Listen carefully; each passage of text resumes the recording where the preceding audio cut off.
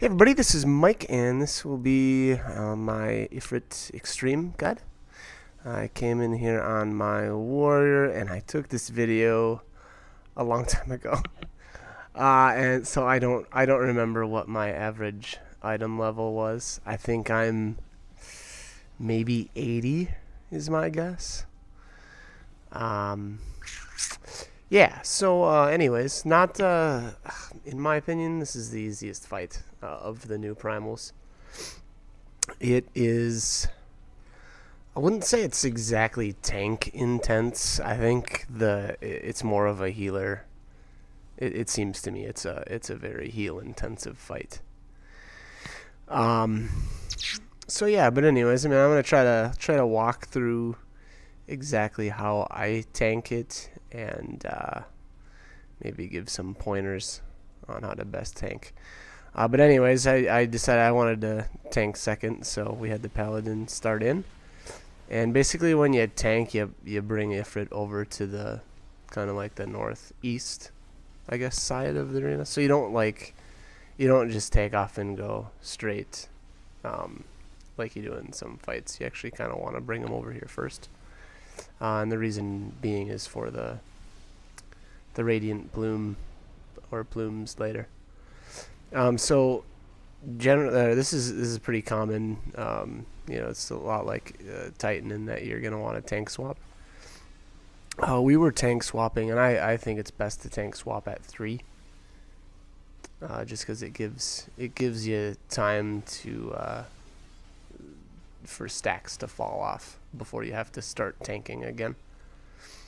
But anyways, we tank at angles, and the reason being is you don't want incinerate hitting more than, or you don't want incinerate hitting both tanks at the same time, because that hits really hard, and it'll put stacks of gosh, I don't remember the name of the buff, but that's the vulnerability buff on you. So so anyways, so the first set of there's actually 3 sets of nails, and here I was monkeying around trying to get my provoke macro back to my bar. I was spirit bonding with my chocobo this day apparently, so I had some stupid stuff on my bar that I didn't need.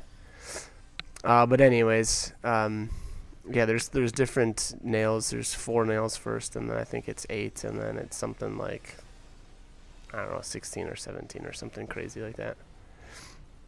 But every time you hit a nail or kill one of the nails, it does a debuff, a raid-wide debuff, so there's no way to avoid it. But it gives you an invulnerability up debuff.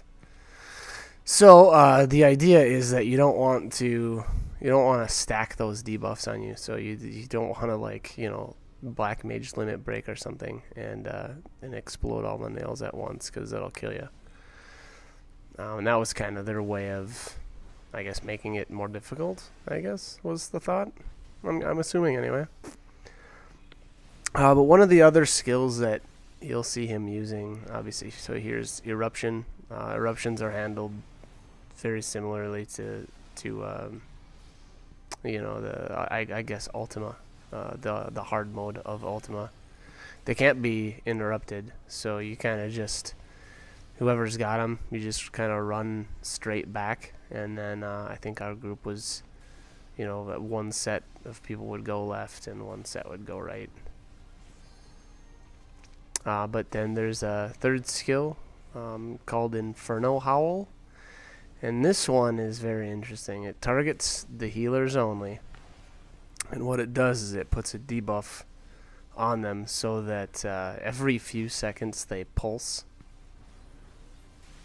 And they knock back anybody in the radius, as well as do quite a bit of damage.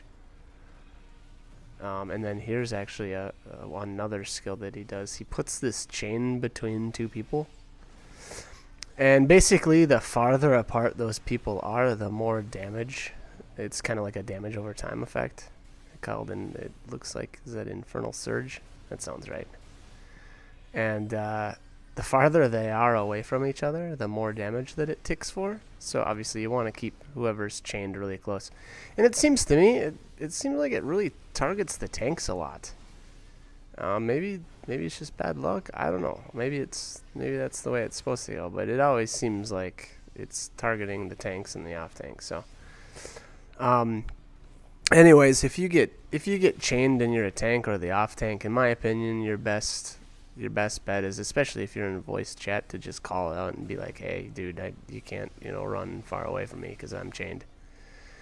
The reason being is you kind of, as the off tank or whoever's tanking at the time. I shouldn't even say that. It's not a very accurate term. There's no real main tank or off tank. It's just whoever's kind of tanking at the time. But you want to always be near Ifrit because he can really put the stacks on a character fast, and you don't want to get up over 3 stacks because he hits really hard. So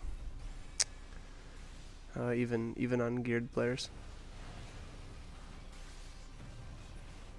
So yeah, I did miss the plumes there. There's 2 spots for the plumes. Generally, the way you want to set up is you have everybody except the the healer that has the infernal howl on them. You have them all stacked together, and then the other person that's got the infernal howl, the last healer, goes to the safe spot straight across in the southwest corner. And that's generally how you're gonna want to handle that. Just because that whoever has the howl obviously can't group up with everybody else, so they need a safe spot of their own. So that's just how you kind of deal with that part of the mechanic. It's pretty easy. I think generally everybody, depending on your gear, can actually probably eat the plume and live, as long as it's just one. But here's the real fun part of the fight.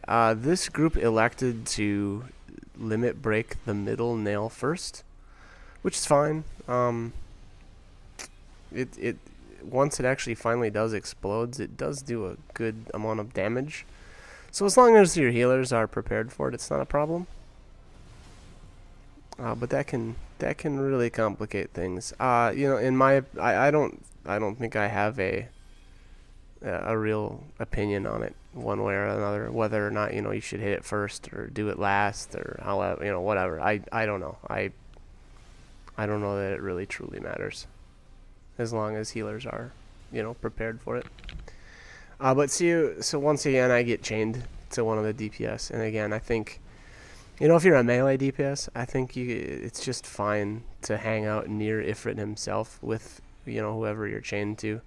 And here I hit home gang just in case. I was getting really low. I didn't want to eat it before I had to take over tanking again. But anyways, again, I think that I don't think that you need to be running all over the place as the tank who isn't tanking at the time.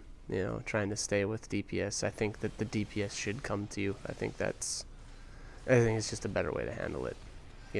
There's always a nail that's close to Ifrit, so that's the other thing. Like, it's a good idea to set up the order of your kill order on nails. This group elected to go clockwise, which is pretty common. So that is about it, though, for his different skills and abilities. He's got the old Hellfire. I will say one thing though: the Hellfire, it's very, very important especially if you're not the one who actually is at the top of the hate list, to keep your distance from Ifrit during that time. Just, back way up or stay in the center and give Ifrit a clear path back to the main tank, because you don't want to take swipes, because every single auto attack is a cleave. So that is it though for Ifrit. He goes down right there. So anyways, hope you enjoyed the guide. Thanks for watching.